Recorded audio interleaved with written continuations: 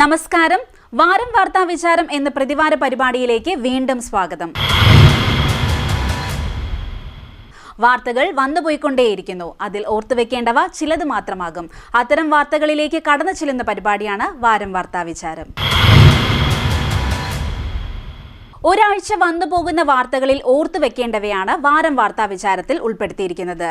ഈ ആഴ്ചയിൽ ഓർത്തുവെക്കേണ്ടതിൽ പ്രധാനം ഒരിക്കലും സമാധാനത്തോടെ ഓർക്കാൻ ആഗ്രഹിക്കാത്ത ഒരു വാർത്തയാണ്. ചെന്നിത്തല നവോദയ സ്കൂളിൽ +1 വിദ്യാർത്ഥി ജീവനൊടുക്കിയ സംഭവം അത്യന്തം നിർഭാഗ്യകരമായ ഒന്നാണ്. ഈ സ്കൂളിൽ കഴിഞ്ഞ ഏതാനും മാസങ്ങൾക്ക് മുൻപ് ഒരു കുട്ടി ജീവനൊടുക്കിയിരുന്നു. പുതിയ സംഭവത്തിന്റെ പശ്ചാത്തലത്തിൽ പ്രതിഷേധവും ശക്തിപ്പെട്ടു. ആ റിപ്പോർട്ടുകളിലേക്ക്. പഠിക്കുവാൻ മക്കൾ വിദ്യാലയത്തിലേക്ക് പോയാൽ രക്ഷിതാക്കൾക്ക് പണ്ട് കാലത്ത് ഒരു സുരക്ഷിതത്വ ബോധമുണ്ടായിരുന്നു. രണ്ടാമത്തെ വീട് എന്ന നിലയിലായിരുന്നു ഓരോ വിദ്യാലയങ്ങളെയും അന്ന് കണ്ടിരുന്നത്. എന്നാൽ ആ കാലം പോയി മറഞ്ഞെന്നാണ് സമീപകാല സംഭവങ്ങൾ തെളിയിക്കുന്നത്. ഉന്നത നിലവാരമുള്ള വിദ്യാഭ്യാസ സ്ഥാപനം എന്നറിയപ്പെടുന്ന ചെന്നിത്തല ജവഹർ നവോദയ വിദ്യാലയത്തിലാണ് മാസങ്ങൾക്കുള്ളിൽ 2 കുട്ടികൾ ജീവനൊടുക്കിയിരിക്കുന്നത്. +1 വിദ്യാർത്ഥിയായ കായംകുളം കണ്ടല്ലൂർ വേലാഞ്ചിറ അഭിരാമത്തിൽ അഭിഗീത് KP ബിജു എന്ന 16-കാരനെ കഴിഞ്ഞ ദിവസം സ്കൂളിലെ ബോയ്സ് ഹോസ്റ്റലിന്റെ ശുചിമുറിക്ക് സമീപം തൂങ്ങി മരിച്ച നിലയിൽ കണ്ടെത്തിയത്. ബയോളജിയുടെ പ്രാക്ടിക്കൽ പരീക്ഷയിൽ അഭിഗീതിനെ കാണാത്തതിനെ തുടർന്ന് സഹപാഠികൾ നടത്തിയ അന്വേഷണത്തിലാണ് ശുചിമുറിയുടെ സമീപം ഭിത്തിക്ക് മുകളിൽ സ്ഥാപിച്ച ഇരുമ്പ് നെറ്റിന്റെ കമ്പിയിൽ കൈലി ഉപയോഗിച്ച് കഴുത്തിൽ കുരുക്കിട്ട് തൂങ്ങിയ നിലയിൽ അഭിഗീതിന്റെ മൃതശരീരം കണ്ടെത്തിയത്. സ്കൂൾ അധികൃതർ ഉടനെ തന്നെ പോലീസിനെയും ബന്ധുക്കളെയും വിവരം അറിയിച്ചു. തുടർന്ന് Chengannur DYSP J Santhosh Kumar, Mannar police SHOയുടെ ചാർജുള്ള മാവേലിക്കര SHO സനൂജ് എന്നിവരുടെ നേതൃത്വത്തിലുള്ള പോലീസ് സംഘം സ്ഥലത്തെത്തി. മൃതദേഹത്തിൽ നിന്നും പോലീസ് ആത്മഹത്യാക്കുറിപ്പ് കണ്ടെടുത്തു. ഐ ഹേറ്റ് മൈ ലൈഫ് എന്നായിരുന്നു അതിൽ കുറിച്ചിരുന്നത്. 4 മാസം മുൻപാണ് ആറാട്ടുപുഴ സ്വദേശിനിയായ 10ാം ക്ലാസ് വിദ്യാർത്ഥിനി S നേഹയെ സ്കൂളിൽ മരിച്ച നിലയിൽ കണ്ടെത്തിയത്.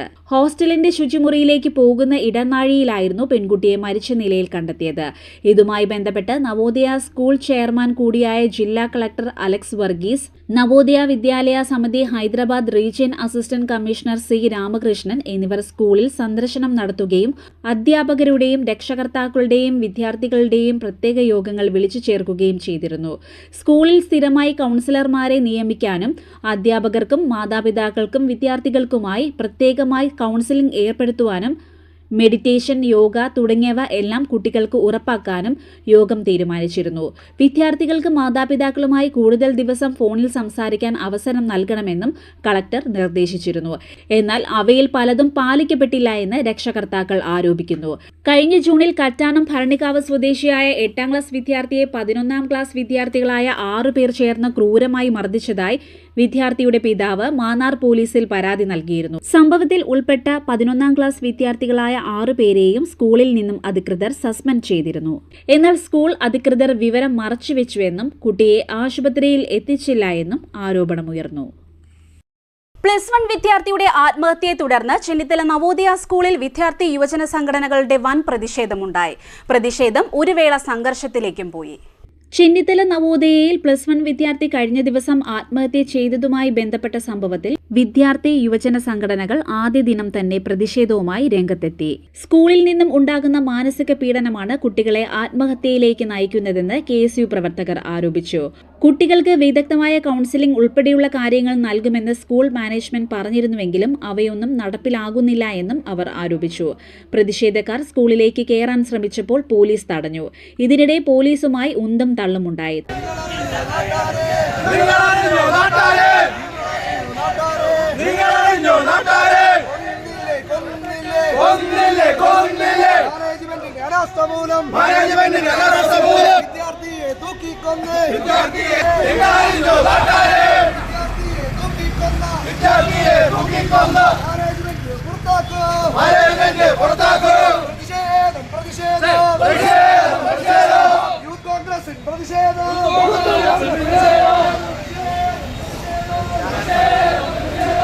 തുടർന്ന് SFI ആലപ്പുഴ ജില്ലാ കമ്മിറ്റിയുടെ നേതൃത്വത്തിൽ നവോദയ സ്കൂളിലേക്ക് നടന്ന പ്രതിഷേധ മാർച്ചിൽ സംഘർഷമുണ്ടായി.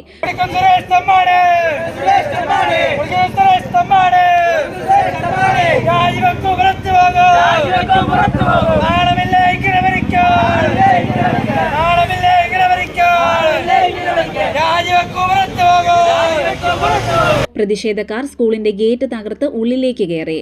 തടയാൻ ശ്രമിച്ച പോലീസുമായി ഉന്തും തള്ളും നടന്നു. പ്രതിഷേധക്കാർ തടയാൻ ശ്രമിച്ച പോലീസിന് നേരെ തിരിഞ്ഞപ്പോൾ പോലീസ് ലാത്തി വീശി. സ്കൂളിനുള്ളിലേക്ക് കടന്ന പ്രതിഷേധക്കാർ സ്കൂളിന്റെ പ്രധാന കവാടത്തിൽ കുത്തിയിരുന്ന് ധർണ നടത്തി. സ്കൂളിൽ നടക്കുന്ന പീഡനങ്ങളുടെ വീഡിയോ ദൃശ്യം ഉൾപ്പെടെ കാണിച്ചുകൊണ്ടാണ് സമരക്കാർ പ്രതിഷേധം നടത്തിയത്. തുടർന്ന് പ്രതിഷേധം ചെയ്തവരെ പോലീസ് അറസ്റ്റ് ചെയ്തു നീക്കി. അറസ്റ്റ് ചെയ്യുന്നതിനിടയിലും പോലീസിനോട് പ്രതിഷേധക്കാർ ബലം പ്രയോഗിച്ചു.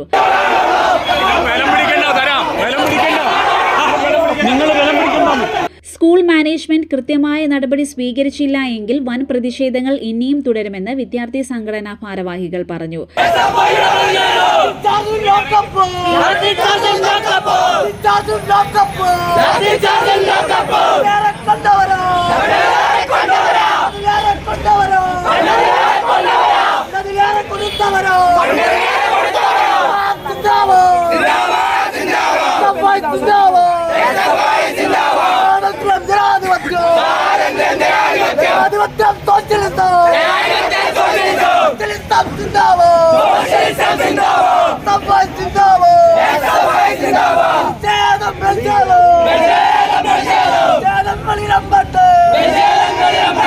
സ്കൂളിന്റെ പ്രവർത്തനങ്ങൾക്കെതിരെ പ്രദേശവാസികളും രംഗത്തെത്തി. കൊലപാതകമാണ്. ഇതിനകത്തൊക്കെ സൈക്കോ അധ്യാപകരുണ്ട്. അവരെ ആദ്യം പിടികൂടണം. മനസ്സിലായോ? എനിക്കൊരു പെങ്കുഞ്ഞുള്ളതാണ്. പ്രതികരിക്കാൻ ആരുമില്ല. രണ്ടാമത്തെ കാരണമല്ലേ ഇത്. അപ്പോൾ അതുകൊണ്ട് കർശനമായിട്ട് നാട്ടുകാരും പൊതുപ്രവർത്തകരും പോലീസും ഉൾപ്പെടെ ഇടപെട്ടിട്ട് കണ്ണീരാ, ഒരു പിതാവിൻ്റെ കണ്ണീരായിരുന്നു. അപ്പോൾ ഇത് സൈക്കോ അധ്യാപകരുണ്ട്. അവരെ ആദ്യം പൊക്കണം. ഇതൊക്കെ കൊലപാതകങ്ങളാണ്. ഇതൊന്നും ആത്മഹത്യയൊന്നുമല്ല. സ്കൂളിന്റെ ഹോസ്റ്റലിനുള്ളിൽ വിദ്യാർത്ഥികൾ നേരിടുന്നത് കഠിനമായ പീഡനമാണെന്നും സ്കൂളിനുള്ളിൽ കൃത്യമായ പരിശോധനകൾ നടത്തി വേണ്ട നടപടികൾ സ്വീകരിക്കണമെന്നും ഇല്ലാത്തപക്ഷം ഇനിയും ആത്മഹത്യകൾ ഇവിടെ നടക്കാൻ സാധ്യതയുണ്ടെന്നും നാട്ടുകാർ ആരോപിക്കുന്നു. ചെന്നിത്തല നവോദയ സ്കൂളിൽ +1 വിദ്യാർത്ഥി ആത്മഹത്യ ചെയ്ത സംഭവത്തിൽ അന്വേഷണം വേണമെന്നാണ് മന്ത്രി സജി ചെറിയാനും കൊടിക്കുന്നിൽ സുരേഷ് എംപിയും വ്യക്തമാക്കിയത്. മന്ത്രി സജി ചെറിയാൻ വിദ്യാർത്ഥിയുടെ കായംകുളത്തെ വീട് സന്ദർശിക്കുകയും ചെയ്തു. ചെന്നിത്തല നവോദയ വിദ്യാലയത്തിൽ തൂങ്ങി മരിച്ച +1 വിദ്യാർത്ഥി അഭിഗീതിന്റെ പുതിയ വിളയിലുള്ള വസതി മന്ത്രി സജി ചെറിയാൻ സന്ദർശിച്ചു. മാതാപിതാക്കളെയും കുടുംബാംഗങ്ങളെയും മന്ത്രി സമാശ്വസിപ്പിച്ചു. മരണകാരണത്തെ സംബന്ധിച്ച് വിശദമായ ഡിപ്പാർട്ട് തല അന്വേഷണം നടത്തുമെന്നും മന്ത്രി പറഞ്ഞു. തുടർച്ചയായി ഇത്തരം സംഭവങ്ങൾ ആവർത്തിക്കുന്നതുകൊണ്ട് വിദ്യാഭ്യാസ വകുപ്പിന്റെ കൂടി അന്വേഷണം നടത്താൻ വിദ്യാഭ്യാസ മന്ത്രിയോട് ആവശ്യപ്പെട്ടിട്ടുണ്ടെന്നും മന്ത്രി പറഞ്ഞു. എന്താണ് സംഭവത്തിന്റെ ഫാക്ട്സ് എന്താണെന്ന് കണ്ടുപിടിക്കുന്നത്. അപ്പോൾ ഡിപ്പാർട്ട്മെന്റ് തലത്തിലുള്ള അന്വേഷണം അല്ല, പല കുട്ടികളെ ഇപ്പോൾ ടി സി മാറ്റി നമ്മുടെ എന്താണ് കുട്ടികൾക്ക് സംഭവിക്കുന്നതിനെ പറ്റി അന്വേഷണമാണ്, പോലീസ് അന്വേഷണമാണ്. വിദ്യാഭ്യാസ മന്ത്രിയോട് ഇപ്പം ഞാനത് നമ്മുടെ സംസ്ഥാനത്ത് ചെയ്യാവുന്ന കാര്യം വെച്ചാൽ യു പ്രതിഭ MLAയും വീട് സന്ദർശിച്ചു. ചെന്നിത്തലയിൽ പ്രവർത്തിക്കുന്ന PM ശ്രീ ജവഹർ നവോദയ വിദ്യാലയത്തിൽ കഴിഞ്ഞ മാസങ്ങളിൽ ഉണ്ടായ വിദ്യാർത്ഥികളുടെ ആത്മഹത്യാ സംഭവങ്ങളിൽ സമഗ്ര അന്വേഷണം നടത്തണമെന്നാവശ്യപ്പെട്ട് കൊടിക്കുന്നിൽ സുരേഷ് MP കേന്ദ്ര വിദ്യാഭ്യാസ മന്ത്രിക്കും നവോദയ വിദ്യാലയ സമിതി കമ്മീഷണർക്കും കത്ത് നൽകി. ആലപ്പുഴ ജില്ലയിലെ ചെന്നിത്തലയിൽ പ്രവർത്തിക്കുന്ന ജവഹർ നവോദയ വിദ്യാലയത്തിൽ കഴിഞ്ഞ 4 മാസത്തിനുള്ളിൽ 2 വിദ്യാർത്ഥികൾ ആത്മഹത്യ ചെയ്തതായി റിപ്പോർട്ട് വന്നത് അതീവ ആശങ്കാജനകമാണെന്ന് MP കത്തിൽ വ്യക്തമാക്കി. ഏറ്റവും പുതിയ സംഭവം വിദ്യാർത്ഥികളുടെ സുരക്ഷയും ക്ഷേമവും സംബന്ധിച്ച് ഗൗരവമായ ആശങ്കകൾ ഉയർത്തുന്നതാണെന്നും അദ്ദേഹം ചൂണ്ടിക്കാട്ടി. സ്ഥാപനത്തിലെ ഭരണ സംവിധാനം, വിദ്യാർത്ഥി ക്ഷേമ സംവിധാനങ്ങൾ, ഹോസ്റ്റൽ അന്തരീക്ഷം എന്നിവയെക്കുറിച്ച് മാതാപിതാക്കളും പ്രാദേശിക സമൂഹവും ആശങ്ക പ്രകടിപ്പിക്കുന്നതായി അദ്ദേഹം അറിയിച്ചു. പ്രത്യേകിച്ച് റാഗിംഗ്, മാനസിക സമ്മർദ്ദം, ചില അധ്യാപകരുടെയും ജീവനക്കാരുടെയും പെരുമാറ്റം എന്നിവ സംബന്ധിച്ച് ഉയർന്നിരിക്കുന്ന പരാതികൾ വിശദമായി പരിശോധിക്കേണ്ടതുണ്ടെന്നും MP കത്തിൽ പറഞ്ഞു. നിയമസഭാ തെരഞ്ഞെടുപ്പ് അടുക്കുമ്പോൾ നിലവിലെ ഭരണത്തിനെതിരെയുള്ള സമരങ്ങളും സജീവമാകുന്നു. മതിയായി ഈ MLA എന്ന പേരിൽ BJP കേന്ദ്ര കക്ഷിയായ NDAയുടെ നേതൃത്വത്തിൽ കഴിഞ്ഞ ദിവസം മണ്ഡലങ്ങൾ കേന്ദ്രീകരിച്ച് സമരം നടന്നു. യു പ്രതിഭ MLA കായംകുളത്തിന്റെ വികസനത്തെ 10 വർഷം പിന്നിലേക്ക് നയിച്ചു എന്ന മുദ്രാവാക്യമുയർത്തി NDAയുടെ നേതൃത്വത്തിൽ MLA ഓഫീസ് മാർച്ച് നടത്തി. മാർച്ച് മഹിളാ മോർച്ച സംസ്ഥാന അധ്യക്ഷ നവ്യ ഹരിദാസ് ഉദ്ഘാടനം ചെയ്തു. ആരോഗ്യ മേഖല എടുത്തു നോക്കുമ്പോൾ നമുക്കറിയാം 6 പഞ്ചായത്തുകളും മുനിസിപ്പാലിറ്റികളുമുള്ള ഈ കായംകുളം പഞ്ചായത്തില് ഒരു താലൂക്ക് ആശുപത്രിയുടെ നവീകരണത്തിന് വേണ്ടിയിട്ടുള്ള സജഷൻ അത് നാട്ടുകാർ വെക്കാൻ തുടങ്ങിയിട്ട് വർഷങ്ങളേറെയായി. ഇന്നും ആ താലൂക്ക് ആശുപത്രിയിലേക്ക് കടന്നു ചെല്ലുമ്പോൾ ഡോക്ടർമാരില്ല, നഴ്സില്ല, അടിസ്ഥാന സൗകര്യമില്ല എന്ന് പറഞ്ഞുകൊണ്ട് പാവങ്ങളായിട്ടുള്ള ജനങ്ങളെ മുഴുവനും സ്വകാര്യ ആശുപത്രികളിലേക്ക് തള്ളിവിടുന്ന പ്രവർത്തനമാണ് ഇവിടെയുള്ള MLA ചെയ്തുകൊണ്ടിരിക്കുന്നത്. കാരണം ആരോഗ്യ മേഖലയിലെ സമഗ്രമായിട്ടുള്ള വികസനത്തിനു വേണ്ടി നൂതനമായിട്ടുള്ള പദ്ധതികൾ ആവിഷ്കരിച്ചുകൊണ്ട് കേന്ദ്രം നടപ്പിലാക്കുമ്പോഴും ഇവിടെയുള്ള MLAക്ക് ഈ ആരോഗ്യ മേഖല ശ്രദ്ധിക്കാൻ സമയമില്ല. ഇവിടെയുള്ള ആരോഗ്യ മേഖല ശ്രദ്ധിക്കുവാൻ താലൂക്ക് രൂപീകരണം എന്ന് പറയുമ്പോ 10 വർഷവും 15 വർഷവും എടുത്താൽ തീരാത്ത അത്ര വലിയ പ്രക്രിയയാണോ എന്നുള്ളത് ചോദിക്കാൻ ഞങ്ങൾ ആഗ്രഹിക്കുകയാണ്. കാരണം കഴിഞ്ഞ 11 വർഷക്കാലം കൊണ്ട് നരേന്ദ്രമോദി സർക്കാർ നടപ്പിലാക്കിയിട്ടുള്ള വികസന പ്രവർത്തനങ്ങളുടെ ചുവട് പിടിച്ചുകൊണ്ട് തന്നെയാണ് ഇന്ന് പ്രിയമുള്ളവരെ നിങ്ങളുടെ എല്ലാവരുടെയും മുന്നിൽ ഭാരതീയ ജനതാ പാർട്ടി ദേശീയ ജനാധിപത്യ സഖ്യം നെഞ്ചു നിവർത്തി നിൽക്കുന്നത്. കഴിഞ്ഞ 11 വർഷക്കാലത്തെ വികസന പ്രവർത്തനങ്ങളിൽ ആ പ്രവർത്തനങ്ങളിൽ ഏതെല്ലാം ഈ കായംകുളം മണ്ഡലത്തിൽ വന്നു എന്നുള്ളത് പരിശോധിക്കേണ്ട അവസരമാണ് ഇന്ന് വന്നെത്തിയിരിക്കുന്നത്. ഇവിടെ സൂചിപ്പിക്കുകയുണ്ടായല്ലോ, വെള്ളമില്ലായ്മ ഈ മണ്ഡലത്തിന്റെ ഒരു പ്രത്യേകതയാണ് എന്നാണ്. BJP ആലപ്പുഴ സൗത്ത് ജില്ലാ ജനറൽ സെക്രട്ടറി കൃഷ്ണകുമാർ രാമദാസ് അധ്യക്ഷനായി. യുഡിഎഫുകാരുടെ അവസ്ഥ ചത്തവരൊക്കെ ജീവിച്ചിരിക്കുമെന്ന രീതിയിലാണ് കായംകുളത്തിന്റെ അവസ്ഥ. കഴിഞ്ഞ 3 ടൈമായിട്ട് കായംകുളത്തിന്റെ മുനിസിപ്പൽ പ്രദേശത്തിലും പഞ്ചായത്തിലും ഒക്കെ അധികാരത്തിൽ നിന്ന് മാറ്റിനിർത്തിപ്പെട്ട് ഈ പ്രാവശ്യം മുനിസിപ്പാലിറ്റിയിലെ ഒരു അധികാരം പിടിച്ചു കേവല ഭൂരിപക്ഷത്തിന് എടുത്തെത്തി എന്നൊരു ആത്മവിശ്വാസത്തില് അസംബ്ലി തെരഞ്ഞെടുപ്പിലെ UDF-കാരൻ കാണുന്നുണ്ടെങ്കിൽ ഈ പഞ്ചായത്തുകളിലും മുനിസിപ്പാലിറ്റിയിലും അസംബ്ലി തെരഞ്ഞെടുപ്പിൽ വിളിച്ച വോട്ടിന്റെ പകുതി പോലും 10 വർഷമായി വികസനം നടത്താതെ കല്ലീടിൽ ചടങ്ങുകളുമായി പിണറായിസം നടപ്പാക്കുകയാണ് കായംകുളം MLA എന്നും താലൂക്ക് രൂപീകരണം തുടങ്ങിയ സ്ഥലത്ത് തന്നെയാണ് നിൽക്കുന്നതെന്നും നവ്യ ഹരിദാസ് പറഞ്ഞു. മതിയായി ഈ MLA എന്ന മുദ്രാവാക്യം ഉയർത്തി മന്ത്രി സജി ചെറിയാന്റെ ക്യാമ്പ് ഓഫീസിലേക്ക് BJP ചെങ്ങന്നൂർ നിയോജക മണ്ഡലം കമ്മിറ്റിയുടെ ആഭിമുഖ്യത്തിൽ BJP പ്രവർത്തകർ മാർച്ച് നടത്തി. ചെങ്ങന്നൂർ എഞ്ചിനീയറിംഗ് കോളേജ് ജംഗ്ഷനിൽ പോലീസ് ബാരിക്കേഡ് ഉപയോഗിച്ച് തടഞ്ഞു.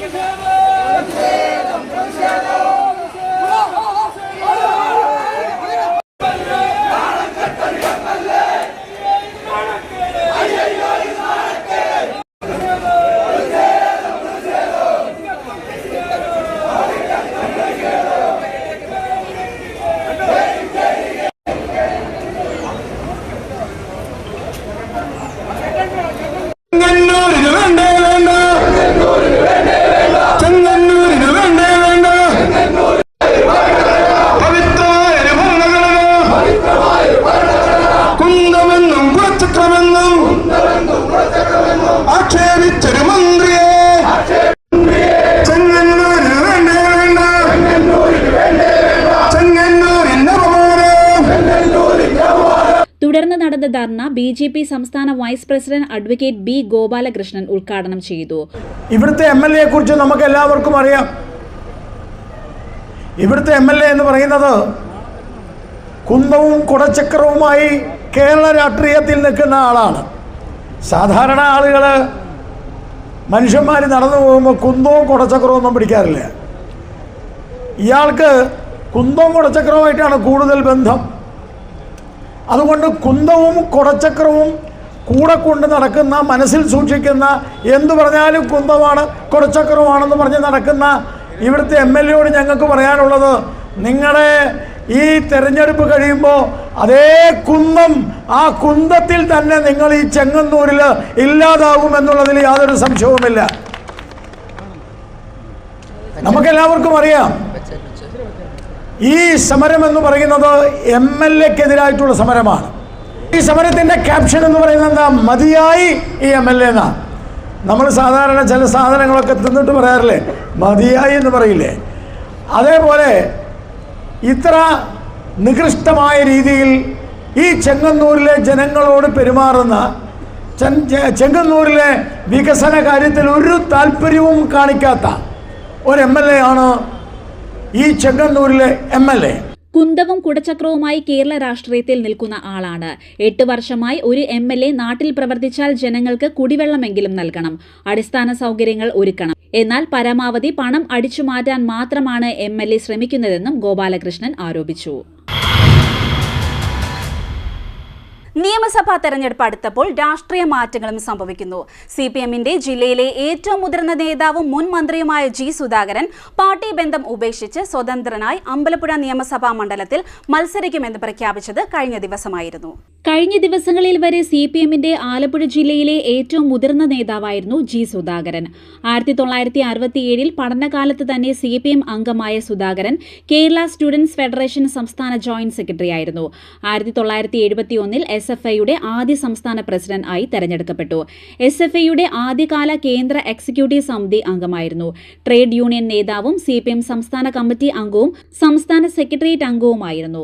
കായംകുളത്ത് നിന്ന് 1996 കേരള നിയമസഭയിലേക്ക് തെരഞ്ഞെടുക്കപ്പെട്ടു. 2006 അമ്പലപ്പുഴയിൽ നിന്നും വീണ്ടും തെരഞ്ഞെടുക്കപ്പെട്ടു. അടിയന്തരാവസ്ഥയ്ക്കെതിരെ തിരുവനന്തപുരം യൂണിവേഴ്സിറ്റി കോളേജിൽ നിന്നും സെക്രട്ടേറിയറ്റിലേക്ക് വിദ്യാർത്ഥികളുടെ ജാഥ നയിച്ച സുധാകരൻ ജയിൽവാസവും അനുഷ്ഠിച്ചു. CITU ആലപ്പുഴ ജില്ലാ പ്രസിഡന്റ്, കർഷക തൊഴിലാളി യൂണിയൻ ജില്ലാ സെക്രട്ടറി, സംസ്ഥാന ട്രഷറർ, പ്രസിഡന്റ് എന്നീ സ്ഥാനങ്ങളിൽ പ്രവർത്തിച്ചിട്ടുണ്ട്. 1984 മുതൽ 95 വരെ കേരള സർവകലാശാലയുടെ സിൻഡിക്കേറ്റ് അംഗമായിരുന്നു. 5 തവണ കേരള സർവകലാശാലയുടെ ഫിനാൻസ് കമ്മിറ്റിയുടെ അധ്യക്ഷനായി തെരഞ്ഞെടുക്കപ്പെട്ടു. കേരള സർവകലാശാല സെൻട്രൽ സഹകരണ സംഘം, ആലപ്പുഴ ഗ്രാമീണ വികസന ബാങ്ക്, ആലപ്പുഴ കാർഷിക വികസന ബാങ്ക്, കളർക്കോട് സഹകരണ സംഘം, കായംകുളം സ്പിന്നിംഗ് മിൽ എന്നിവയിൽ അംഗമായി പ്രവർത്തിച്ചു. 1993 മുതൽ 94 വരെ ആലപ്പുഴ ജില്ലാ കൗൺസിൽ അധ്യക്ഷനായിരുന്നു. 2006-2011 കാലത്ത് VS അച്യുതാനന്ദൻ മന്ത്രിസഭയിൽ സഹകരണ മന്ത്രിയായിരുന്നു. 2009 വരെ ദേവസ്വം വകുപ്പും കൈകാര്യം ചെയ്തു. പിണറായി മന്ത്രിസഭയിൽ പൊതുമരാമത്ത് മന്ത്രിയായി പ്രവർത്തിച്ചു. KSU ആക്രമണത്തിൽ കൊല്ലപ്പെട്ട SFI നേതാവ് G. ഭുവനേശ്വരൻ ഇദ്ദേഹത്തിന്റെ അനുജനായിരുന്നു. സംഘടനാ തലത്തിൽ പ്രവർത്തകൻ, നേതാവ്, പാർലമെന്ററി തലത്തിൽ MLA, മന്ത്രി എന്നീ നിലകളിലൊക്കെ CPM-ന്റെ ഭാഗമായിരുന്നു സുധാകരൻ. പാർട്ടിയുമായി അടുത്ത കാലത്തായി ഇടർച്ചയിലായിരുന്നു. അതിന്റെ ക്ലൈമാക്സ് എന്ന വണ്ണമാണ് കഴിഞ്ഞ ദിവസം നിലപാട് ഇങ്ങനെ വ്യക്തമാക്കിയത്. വരുന്ന നിയമസഭാ തെരഞ്ഞെടുപ്പിൽ അമ്പലപ്പുഴയിൽ സ്വതന്ത്രനായി മത്സരിക്കുമെന്നാണ് G. സുധാകരൻ പറഞ്ഞത്.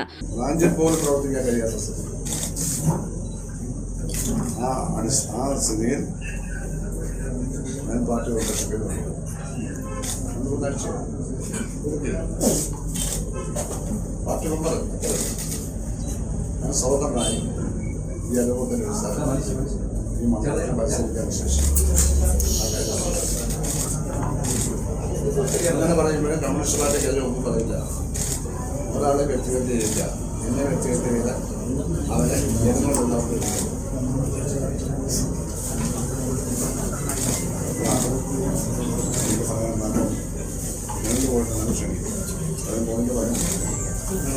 അമ്പലപ്പുഴയിലാണോ മത്സരിക്കുന്നത്?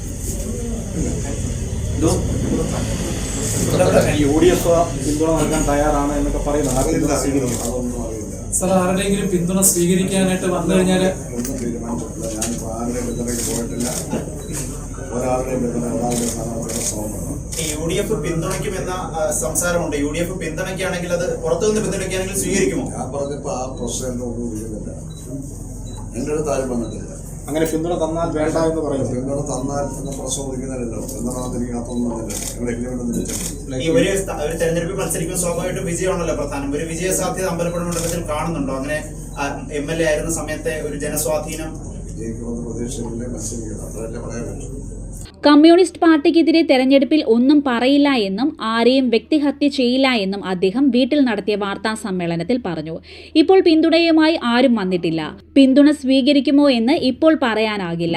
അതും പിന്തുണയുടെ സ്വഭാവം പോലെയാകും എന്നും അദ്ദേഹം വ്യക്തമാക്കി. താൻ പാർട്ടി അംഗത്വം ഒഴിഞ്ഞു, പാർട്ടി വിട്ടു. പാർട്ടിക്കുള്ളിൽ നിന്ന് പാർട്ടിയെ ചതിക്കുകയല്ല, പാർട്ടിയിൽ നിന്ന് മാറിക്കൊടുത്തു. താൻ കാരണം പാർട്ടിക്ക് ഇനി തലവേദനയില്ല എന്നും സുധാകരൻ കൂട്ടിച്ചേർത്തു.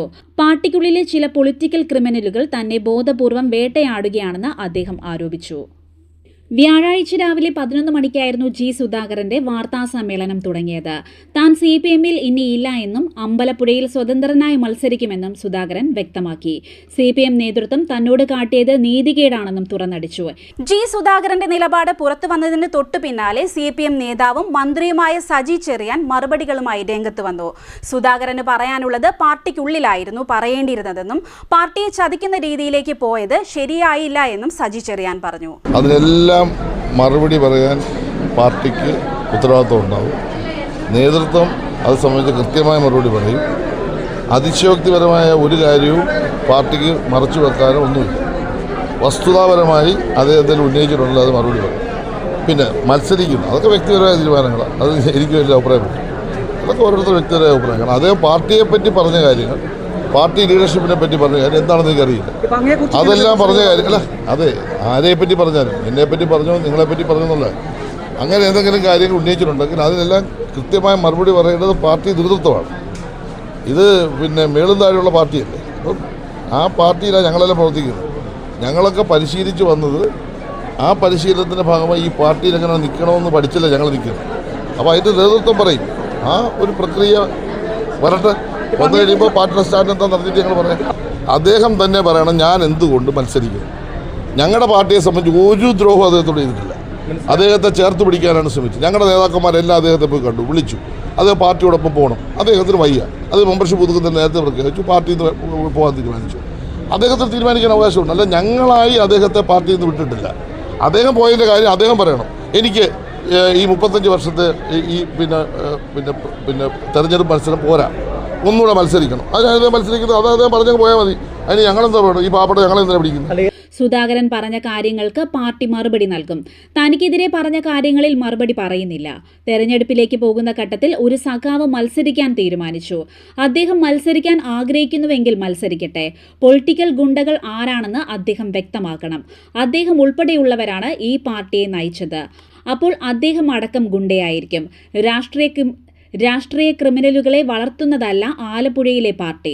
ആലപ്പുഴയിൽ പാർട്ടിക്ക് ഒരുപാട് വെല്ലുവിളികൾ വന്നിട്ടുണ്ട്. അന്നൊന്നും ഒരു പ്രശ്നവുമില്ലാതെ VS പറയുന്നത് പോലെ നേരെ പോയി അദ്ദേഹത്തിന് എതിരായ കമ്മീഷൻ റിപ്പോർട്ടിന്റെ കാര്യത്തിൽ നേതൃത്വം മറുപടി പറയും. 63 വർഷക്കാലം പ്രവർത്തിച്ചിട്ട് എന്തിനിപ്പം പ്രസ്ഥാനത്തെ തള്ളി പറഞ്ഞു? എന്ത് ദ്രോഹമാണ് G സുധാകരനോട് ചെയ്തതെന്ന് വ്യക്തമാക്കണം. പാർട്ടി ഒരുപാട് സ്ഥാനമാനങ്ങൾ G സുധാകരന് നൽകിയെന്നും മന്ത്രി സജി ചെറിയാൻ പറഞ്ഞു. ഇതിനിടയിൽ G സുധാകരന്റെ നിലപാടിൽ പ്രതിഷേധിച്ച് അദ്ദേഹത്തിന്റെ സ്വന്തം നാടായ കരിമുളയ്ക്കലിൽ CPM പ്രവർത്തകർ പ്രകടനം നടത്തിയത് ശ്രദ്ധേയമായി. G സുധാകരന്റെ അനുജൻ G ഭുവനേശ്വരന്റെ രക്തസാക്ഷി മണ്ഡപത്തിലേക്കാണ് പ്രകടനം നടത്തിയത് എന്നതും വാർത്തയിൽ ഇടം നേടി.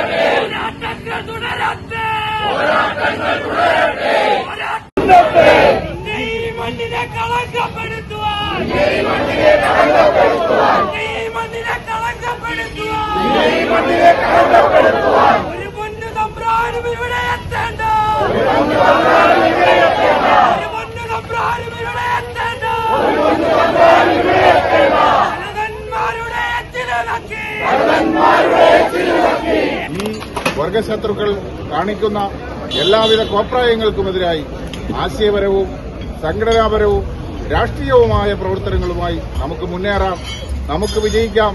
വിജയം നമ്മുടേത് മാത്രമാണ് എന്ന് പറഞ്ഞുകൊണ്ട് എല്ലാവരെയും അഭിവാദ്യം ചെയ്തുകൊണ്ട് വാക്കുകൾ അവസാനിക്കും.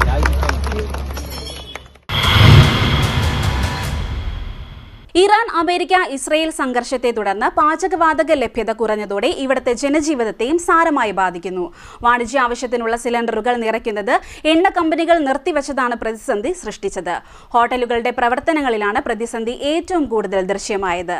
പലയിടത്തും ഹോട്ടലുകൾ അടച്ചിടുന്ന അവസ്ഥയുമുണ്ടായി. ഇറാൻ, അമേരിക്ക, ഇസ്രായേൽ എന്നീ രാജ്യങ്ങൾ ഇരുവശത്തും വരുന്ന പശ്ചിമേഷ്യയിലെ സംഘർഷം മൂർച്ഛിച്ച് ഹോർമുസ് കടലിടുക്കിലൂടെയുള്ള കപ്പൽ ഗതാഗതം തടസ്സപ്പെടുത്തിയതോടെയാണ് ഇങ്ങ് കൊച്ചു കേരളത്തിലെയും ജനജീവിതം ദുസ്സഹമാക്കുന്ന പാചകവാതക പ്രതിസന്ധി ഉടലെടുത്തത്. രാജ്യത്തിന്റെ ആകെ LPG ഇറക്കുമതിയുടെ 80% കടന്നു പോകുന്നത് ഹോർമുസ് കടലിടുക്കുകൾ ഉൾപ്പെടുന്ന പാതയിലൂടെയാണ്. പാചകവാതകത്തിന്റെ കടത്ത് നിലച്ചതോടെ ലഭ്യമായ മുഴുവൻ ഗ്യാസും ഗാർഹിക ആവശ്യങ്ങൾക്കായി മാത്രം വിതരണം ചെയ്യാൻ റിഫൈനറികൾക്ക് നിർദ്ദേശം ലഭിച്ചു. ഇതോടെ വാണിജ്യ സിലിണ്ടറുകളുടെ നിറയ്ക്കൽ പ്രശ്നമായി. ഇത്തരം സിലിണ്ടറുകൾ ലഭിക്കാതെ വന്നതോടെയാണ് ഹോട്ടലുകൾ പ്രവർത്തിക്കാനാവാത്ത ദുസ്ഥിതിയുണ്ടായത്. പല ഹോട്ടലുകളും വിഭവങ്ങളുടെ എണ്ണം പരിമിതിപ്പെടുത്തിയാണ് ഇപ്പോൾ പിടിച്ചു നിൽക്കുന്നത്. അതേസമയം കരിഞ്ചന്തയിൽ ഇരട്ടി വിലയ്ക്ക് സിലിണ്ടറുകൾ ലഭ്യമാക്കുന്നതായി ചില പരാതികൾ ഉയരുന്നുമുണ്ട്. കേന്ദ്ര സർക്കാർ അടിയന്തര നടപടികൾ സ്വീകരിക്കേണ്ടതുണ്ടെന്ന് Kerala hotel and restaurants association ആവശ്യപ്പെടുന്നു. വാണിജ്യ സിലിണ്ടറുകൾ ഫില്ലിംഗ് നിർത്തിവെക്കണമെന്ന് കേന്ദ്ര ഗവൺമെൻറ് നിർദ്ദേശം കൊടുത്തതിൻ്റെ അടിസ്ഥാനത്തിൽ കേരളത്തിലെ മുഴുവൻ വാണിജ്യ സിലിണ്ടറുകളും ഉപയോഗിക്കുന്ന ഹോട്ടലുകളും അതുപോലെ ഇതര വ്യവസായ സ്ഥാപനങ്ങളും ഒരു സ്തംഭനാവസ്ഥയിലേക്കാണ് പോകുന്നത്. നമുക്കറിയാം, ഇതൊരു പൊതു പ്രശ്നമായി ഏറ്റെടുത്തുകൊണ്ട് വേണം നമ്മൾ മുന്നോട്ട് പോകാൻ. കാരണം ലക്ഷക്കണക്കിന് തൊഴിലാളികളും ലക്ഷോപലക്ഷം ആളുകൾ തൊഴിലെടുക്കുന്ന ഒരു തൊഴിൽ മേഖലയാണ് ഹോട്ടൽ മേഖല. ആ ഹോട്ടൽ മേഖല സ്തംഭനത്തിലാകുമ്പോൾ കേരളത്തിൽ ഒരു ദിവസം 1 കോടി ജനങ്ങളാണ് കേരളത്തിൽ മാത്രം വീട് വിട്ടാൽ വീടായി ഹോട്ടലുകൾ ഉപയോഗിക്കുന്നത്. അപ്പോൾ അത്തരത്തിൽ ഈ ഹോട്ടലുകൾ സാധാരണക്കാർക്ക് ഉപയോഗിക്കാനുള്ള അവസരങ്ങൾ നിഷേധിക്കപ്പെടുന്ന ഒരു സാഹചര്യത്തിലേക്കാണ് നീങ്ങുന്നത്. ഞങ്ങൾക്ക് പറയാനുള്ളത്, ഈ 90 kg സിലിണ്ടർ അത് ഹോട്ടലുകൾക്ക് മാത്രമല്ല, അത് അവശ്യ സർവീസിൽ ഉൾപ്പെടുത്തിക്കൊണ്ട് കേന്ദ്ര ഗവൺമെൻറ് ഇന്നലെ ഡൽഹിയിൽ യോഗം കൂടി പ്രത്യേകമായ ഒരു ഏജൻസിയെ ചുമതലപ്പെടുത്തിയെന്ന് പറയുന്നു. പക്ഷേ ഈ സ്വകാര്യ ഏജൻസിയിലേക്ക് അത് പോകുമ്പോൾ അത് വലിയ ഒരു കൊള്ളയും കരിഞ്ചന്തയിലേക്കേ പോവുള്ളൂ. ആ കരിഞ്ചന്ത തടഞ്ഞുകൊണ്ട് വീണ്ടും IOCക്കും അതുപോലെ തന്നെ ഇന്ത്യൻ ഓയിൽ കോർപ്പറേഷനും റീഫിൽ ചെയ്യാനുള്ള അനുമതി ഓയിൽ കമ്പനികൾക്ക് കൊടുക്കണമെന്നാണ് ഞങ്ങൾക്ക് ആവശ്യപ്പെടാനുള്ളത്. ഇത് ലക്ഷോപലക്ഷം ജനങ്ങൾക്ക് പ്രതികൂലമായി ബാധിക്കുന്ന ഒരു ബുദ്ധിമുട്ടുള്ള ഒരു സംഭവമായതിനാൽ അടിയന്തരമായി ഗവൺമെൻറ് ഇതിൽ ഇടപെട്ടുകൊണ്ട് ബഹുമാനപ്പെട്ട പ്രധാനമന്ത്രിക്കും ഈ വിഷയത്തിൽ ബഹുമാനപ്പെട്ട മുഖ്യമന്ത്രിക്കും അതുപോലെ ബഹുമാനപ്പെട്ട പെട്രോളിയം പ്രകൃതിവാത വകുപ്പ് മന്ത്രി അതുപോലെ നമ്മുടെ കേരളത്തിൽ നിന്നുള്ള സഹമന്ത്രി സുരേഷ് ഗോപി അവർക്കുൾപ്പെടെ ഈ വിഷയത്തിൽ അവരുടെ ശ്രദ്ധയിൽപ്പെടുത്തിയിട്ടുണ്ട്. ഹോട്ടൽ ഉടമകളുടെ സംഘടനാ പ്രതിനിധികൾ പെട്രോളിയം കമ്പനികളുടെ ഉദ്യോഗസ്ഥരുമായി ചർച്ച നടത്തിയിരുന്നു. എന്നാൽ പ്രത്യേകിച്ച് ഒരു ഉറപ്പും ഉദ്യോഗസ്ഥർ നൽകിയിട്ടില്ല. പാചകവാത വിലവർധനവും അതുപോലെ തന്നെ പാചകവാതത്തിൻ്റെ ക്ഷാമം കാരണം ഹോട്ടലുകളെല്ലാം ഏതാണ്ട് അടയ്ക്കുന്ന ലക്ഷണത്തിലാണ്. ഇപ്പോൾ ഏതാണ്ട് 20% ഹോട്ടലുകൾ ആലപ്പുഴ ജില്ലയിൽ അടച്ചു കഴിഞ്ഞു. അതിൽ ഉപരി പല ഓർഡറുകളും എടുത്ത ആളുകൾ ആ ഓർഡർ എങ്ങനെ കൊടുക്കുമെന്നുള്ളൊരു ആശങ്കയില്ല. പ്രത്യേകിച്ച് കാറ്ററിംഗുകാരും ഹോട്ടൽ ഉടമകളും വലിയ ബുദ്ധിമുട്ടിലാണ്. അവർ ആ ഓർഡർ എങ്ങനെ കൊടുക്കും, അതിന് ഗ്യാസ് എവിടുന്ന് കിട്ടുമെന്നുള്ളത് ഇതേവരെ ഒരു വ്യക്തത കമ്പനികൾ തന്നിട്ടില്ല എന്നതാണ്. പിന്നെ അതിലുപരി ഏറ്റവും വലിയൊരു പ്രതിസന്ധി എന്ന് പറഞ്ഞാൽ ഈ അന്യസംസ്ഥാന ജീവനക്കാർ കൂട്ടത്തോടെ അവരുടെ നാട്ടുകളിൽ തെരഞ്ഞെടുപ്പായ കാരണം കൂട്ടത്തോടെ പോയാൽ തന്നെ ഇത് എപ്പം തുറക്കാൻ പറ്റും എന്നുള്ളൊരു വലിയ ആശങ്ക ഇന്ന് ഹോട്ടൽ ഉടമകളുടെ മുന്നിൽ നിൽക്കുകയാണ്. ഏതാണ്ട് 90% അന്യസംസ്ഥാന തൊഴിലാളികളാണ് ഈ മേഖലയിൽ വർക്ക് ചെയ്തുകൊണ്ടിരിക്കുന്നത്. അതുകൊണ്ട് മൊത്തത്തിൽ വലിയൊരു പ്രതിസന്ധി ഹോട്ടൽ മേഖല നേരിട്ടുകൊണ്ടിരിക്കുകയാണ്. ഏതാണ്ട് ജില്ലയിൽ 20% ഹോട്ടലുകൾ പൂർണ്ണമായി അടച്ചു കഴിഞ്ഞു. 3-4 ദിവസത്തിനുള്ളിൽ ഏകദേശം പൂർണ്ണമായും ഈ മേഖല സ്തംഭിക്കുന്ന ഒരു സാഹചര്യമാണ് നിലനിൽക്കുന്നത്. കായംകുളത്ത് ഏതാണ്ട് 20% ഹോട്ടലുകൾ അടഞ്ഞു കിടക്കുക. ഗ്യാസ് കുറ്റിയുടെ ക്ഷാമം വളരെ രൂക്ഷമായ സാഹചര്യത്തിൽ ഇന്ന് വളരെ ബുദ്ധിമുട്ടിയാണ് കട തുറന്നത്. ഇന്ന് പല ഐറ്റവും കുറച്ചുകൊണ്ടാണ് കട തുറന്നത്. നാളെ മുതൽ കട തുറക്കാൻ പറ്റാത്ത അവസ്ഥയിലാണ്. 12 ജോലിക്കാരുണ്ട്, അവരുടെ കാര്യം ബുദ്ധിമുട്ടാവും. നാളെ മുതൽ കട തുറക്കാനൊക്കാത്ത അവസ്ഥയിലാണ്. ഇനി സിലിണ്ടർ കിട്ടിയെങ്കിൽ മാത്രമേ കട തുറക്കാൻ പറ്റുള്ളൂ.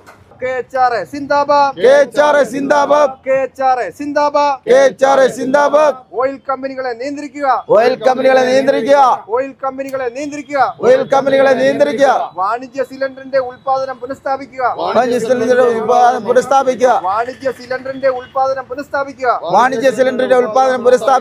ഓയിൽ കമ്പനികളുടെ ഇരട്ടത്താപ്പ് അവസാനിപ്പിക്കുക.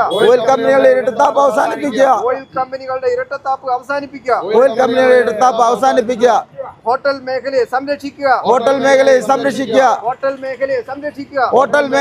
സംരക്ഷിക്കുക.